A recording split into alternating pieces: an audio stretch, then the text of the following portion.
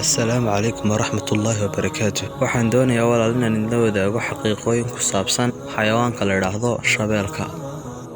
Shabeelku waxa weeyaan nooc ka mid ah bahbisadeedka amba waxa afgaalada lagu yidhaahdo cat family. Haddaba walaal intaan fiidiyowga gudagelin, hadduu fiidiyowga ku cajabiyo subscribe, like and share. Aan mawduuceena gudagalno haddaba.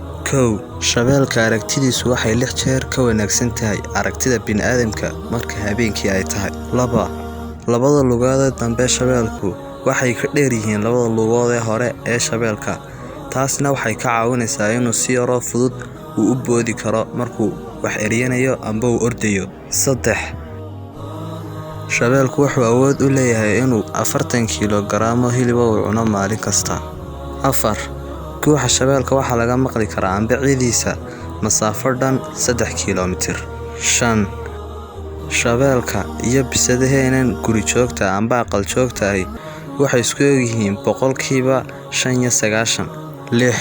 Shabeelku wuxuu jari karaa amba ordi karaa masaafo dhan 35 mayl saacadiiba.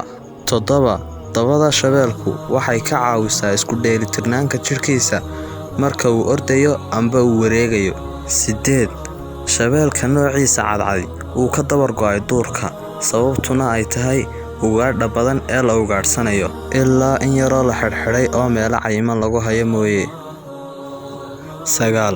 Haragga ugu faca weyn amba ugu waqtiga dheer ee la hayo ee uu shabeel leeyahay waxa weeyaan 2 milyan oo sano ka hor. Kasoo horjeedka bahbisadeedka kale, shabeelku waxa uu jecel yahay inuu biyaha ku maydho oo uu ku ciyaaro. Xaddiga ugu dheer ee uu shabeelku gaajada u adkaysan karaa waxa weeyaan 2 usbuuc. Intaa wixii ka badanna wuu dhimanayaa. Shabeelku wuxuu bahbisadeedka kale kala siman yahay inaanu dhadhamin karayn wax macaan oo dhan.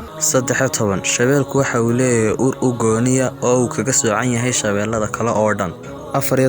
Shabeelku waxa uu ku qaataa maalintii in ku dhow 18 saacadood isaga oo hurda.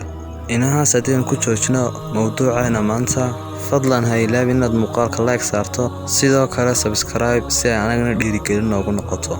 Wassalaamu calaykum waraxmatullaahi wabarakaatuh.